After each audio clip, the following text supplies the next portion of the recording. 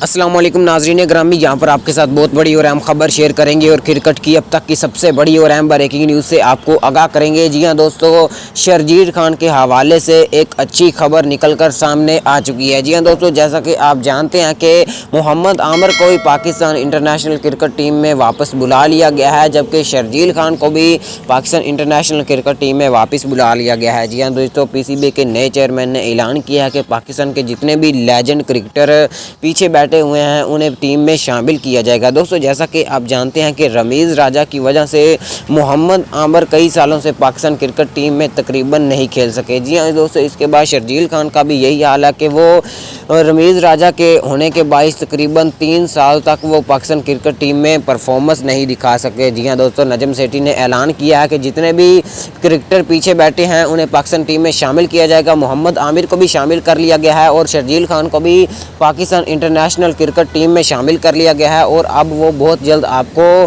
खेलते नज़र आएंगे।